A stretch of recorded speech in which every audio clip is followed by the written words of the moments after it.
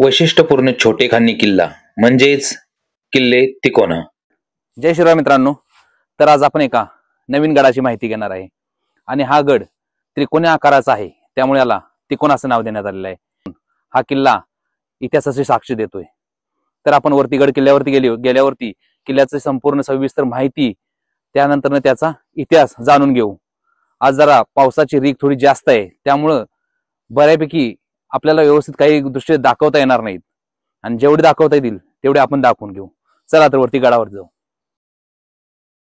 तिकोना किल्ल्यास भेट देण्यासाठी आपणास पुणे कामशेत पवना मार्गे तिकोना गाव असा प्रवास करावा लागतो. तसेच मुंबई लोणावळा पवना मार्गे तिकोना गाव असा प्रवास करावा लागतो. गड किल्ल्याच्या पायथ्यापासूनच तिकोना किल्ल्याची तटबंदी आपल्याला खुणावते. गड किल्ल्यावर चढण्यासाठी मळलेल्या पायवाटेने आपण चढाईला प्रारंभ करावा. चढाई करताना आपल्याला जंगलातून, झाडाझुडपातून व दगडगोट्यातून चढाई करावी लागते. काही ठिकाणी थोड्या कोरीव पायऱ्या आहेत, त्यांचा उपयोग करून आपण वर किल्ल्यात चढाई करावी. आपण आता थोड्याच वेळात गडाच्या डोंगर सोंडेवर येऊन पोहोचतो. तर आपण आता किल्ल्याच्या थोडं मध्यभागी आलेलो आहे. जर आता या साईडनं बघितलं, या साईडने एक वाट आहे, खाली गावामध्ये वाट जाते आणि आपल्याला या साईडून जायचं आहे. ही वाट गडावरती जाते.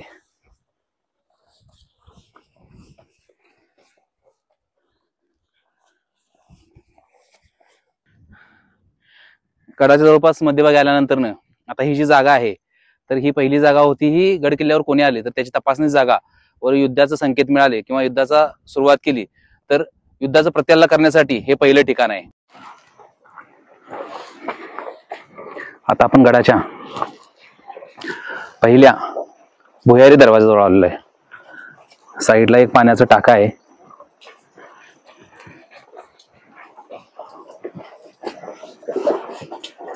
दरवाजातून आतमध्ये गेल्यानंतर इथे एक देवडी बनवलेली आहे.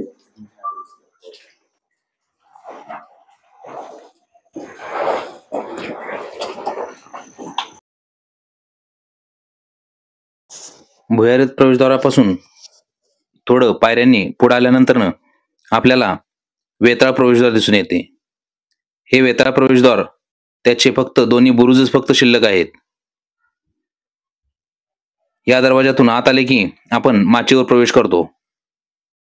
या बाजूच्या बुरुजाहून आपणास आलेल्या मार्गाचे सुंदर दर्शन होते.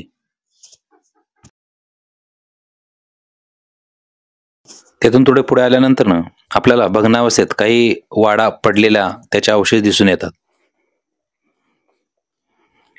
पायऱ्या चढून थोडे पुढे गेल्यानंतर आपल्याला चपेटदान स्वरूपातील मारुतीचे दर्शन होते.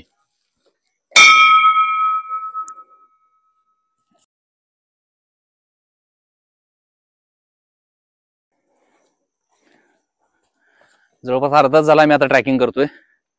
आत्ताच आम्ही नुसतं चपेटदान मारुतीचं दर्शन घेतलं. पावसामुळे, धुक्यामुळे सहसा गडावरचं काहीच दिसत नाही. तुम्ही माझ्या आजूबाजूला जर बघितलं तर पूर्ण धुका आहे आणि पाऊस पण थोड्याफार प्रमाणात चालू आहे. मारुतीचे दर्शन घेऊन गेल्यानंतर आपण सरळ पुढे थोड्या अंतरावर आल्यावर डाव्या हाताला पाण्याच्या टाक्याजवळ गडाच्या पोटात अशा कातळ कोरीव लेण्या लागतात.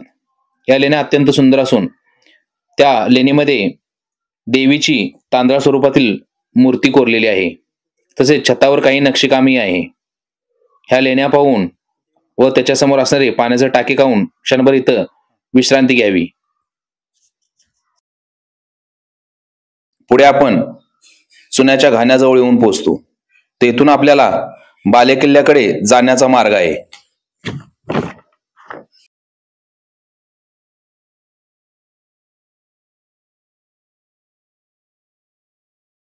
बालेकिल्ल्यावरील चढाई ही उभी चढाई आहे. बालेकिल्ल्याच्या पहिल्या दरवाजाजवळ गेल्यावर आपल्याला उंच बुरुज दिसतात व सैनिकांसाठी देवड्या दिसून येतात.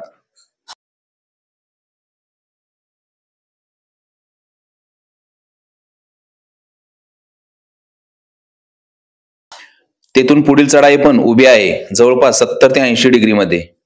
ही चढाई करताना काळजीपूर्वक चढावे. किल्ल्याची चढाई करताना इतिहासाची आठवण झाली पाहिजे.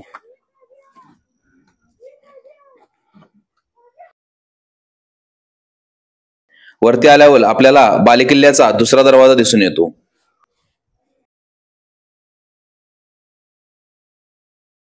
बुरुज व देवड्यापासून पुढे आल्यावर उजव्या हाताला टेहळणी बुरुज आहे.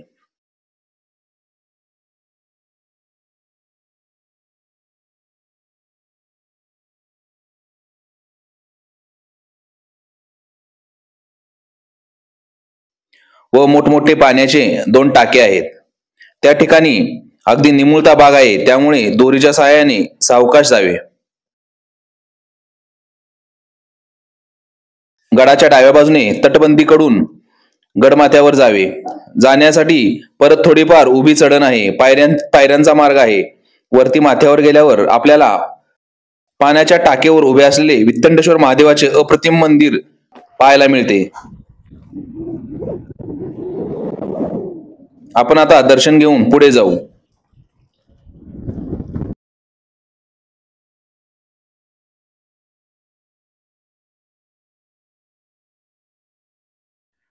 तर मित्रांनो, आपण गडमाथ्यावरच्या महादेवांचं दर्शन घेतल्यानंतर थोड्याच अंतरावरती एक टेकडी आहे गडमाथ्याची. कारण गडमाथा एकदम छोटा आहे, आटोपशीर गडमाथा आहे.